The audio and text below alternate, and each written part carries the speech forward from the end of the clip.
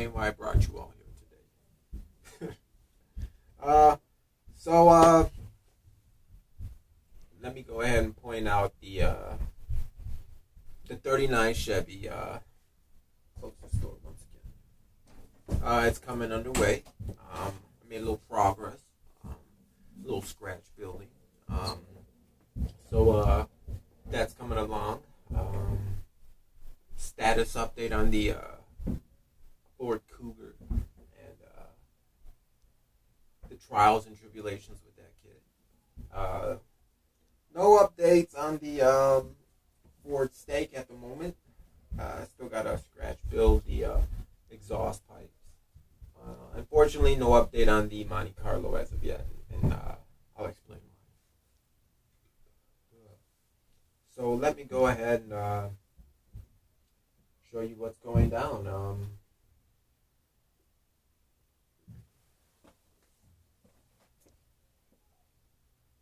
All right. So here we are with the 39 Chevy. As you can see, there's some bullet holes in there now, and a little update on the work. I'm one of those people that, even though I got the rust down, an idea came up, and I'm like, you know what? Let me go ahead and give it a shot. So as you can see, there's, fresh styrene showing there. So that'll eventually get covered up. But the bullet holes are only on one side because that's where it's sat in the desert. It sat on one side, and some kids or whoever started firing some shots at it because they wanted to let off some rounds. So you can see that there's some bullet holes there. Some of them penetrated, some of them did not. I guess the weak gun did not penetrate, and the big gun went ahead and made some holes. This build has been called, I went ahead and named it MoonShines Revenge, and I'll show you why. So as of right now, we have a still in the back of the 39 Chevy.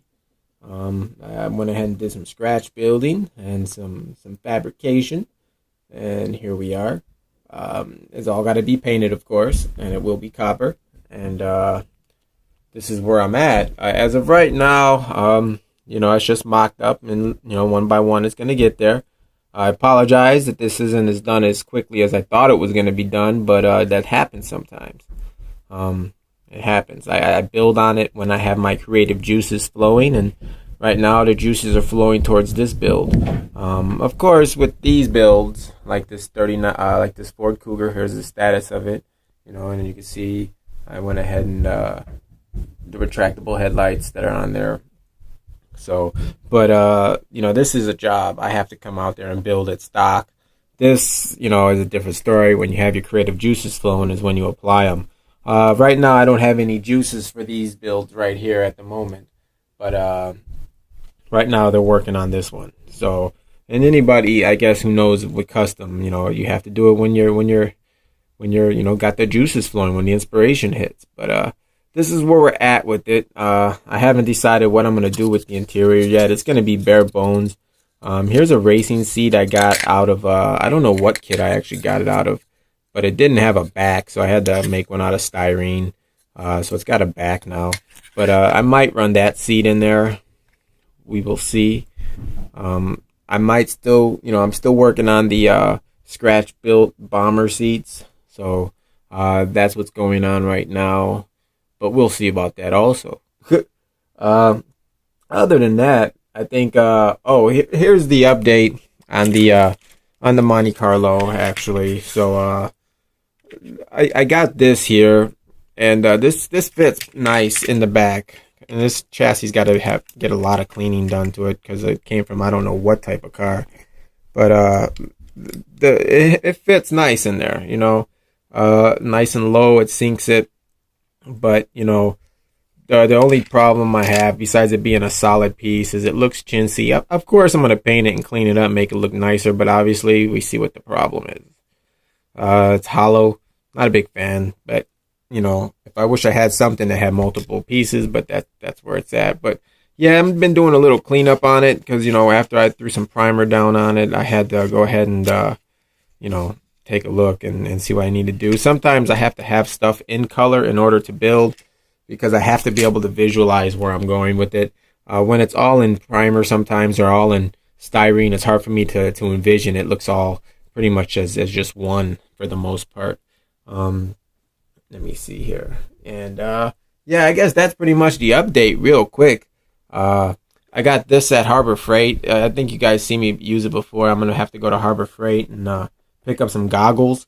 But let me explain to you why. On this build, I haven't done any foil to it, and I don't know if I will.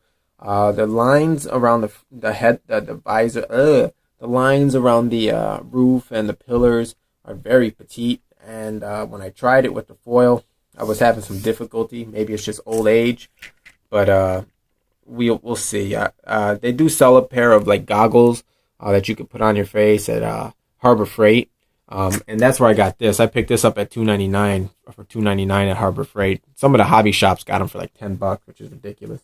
But there's where we're at with this build. And yeah, it's a quick video, everybody. My battery's getting low, and I don't want it to cut out in the middle of the video. And let me go ahead and pause this right quick, everybody. Okay, and Dr. Crane. Well, let me take a drink of my Puerto Rican rum and Coke.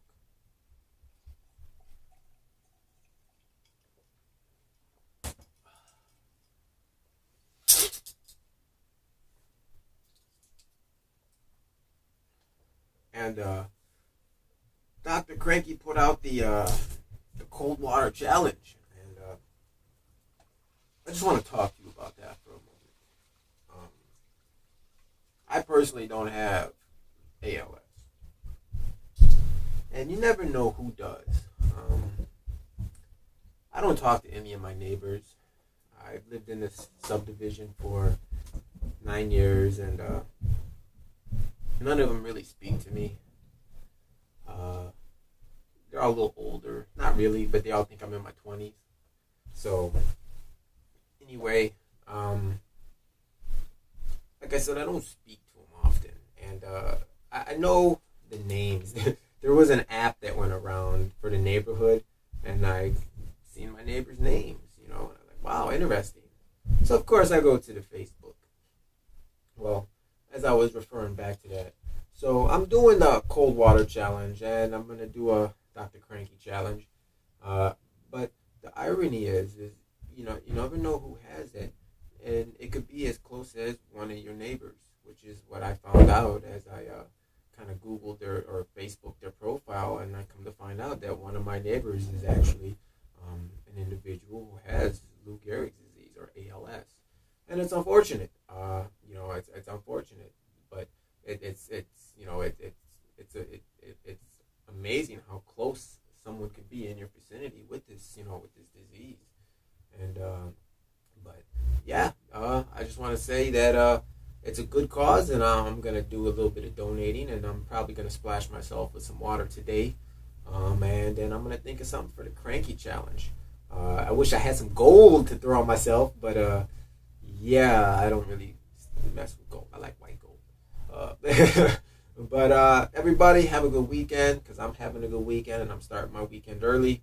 And everybody, peace out. And I guess we'll see you with the cold water challenge soon. All right, everybody. Peace.